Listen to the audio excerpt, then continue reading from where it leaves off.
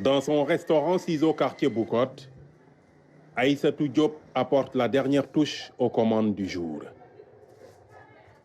Aux côtés de son mari, elle s'est battue pour ouvrir cet établissement. Aïssatou a perdu sa mère dans le naufrage du bateau le Joola. À l'époque, elle n'avait que 9 ans et était pensionnaire du village d'enfants SOS. Ce n'est qu'en 2008 qu'elle a commencé à sentir le vide autour d'elle. 2008, bu ma génnee SOS ci laa ko sentir man les premières années. C'est à ma sortie du village SOS en 2008 que j'ai commencé à ressentir la douleur du drame. Au village SOS, on avait des mamans qui nous épaulaient et nous assistaient en tout. Quand je suis sortie du village, je n'avais plus cela. Il y avait un grand vide, c'était dur. Par contre, fii du am c'est dur daal.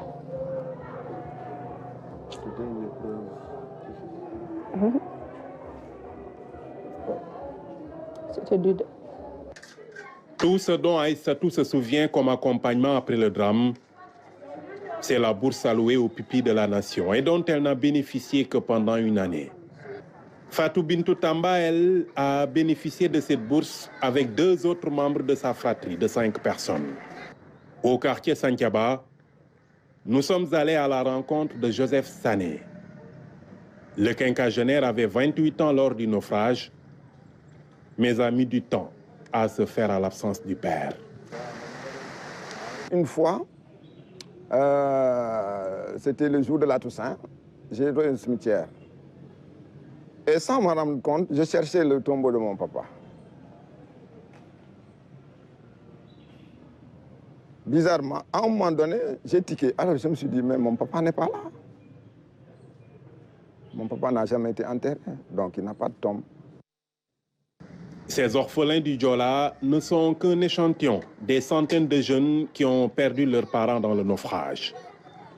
Aujourd'hui, leur plus grande préoccupation reste l'insertion socio-professionnelle.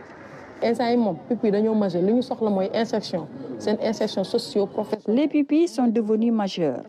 Ce dont ils ont le plus besoin, c'est de l'insertion socio-professionnelle. Nous souhaitons que l'État nous aide dans ce sens.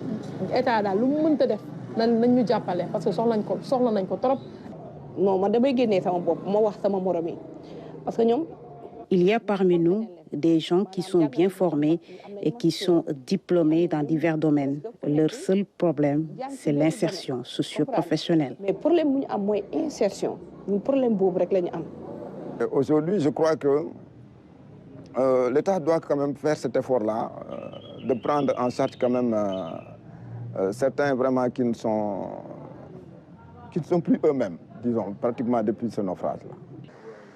L'accompagnement des orphelins et plus généralement des familles des victimes doit aussi se faire au niveau psychothérapique.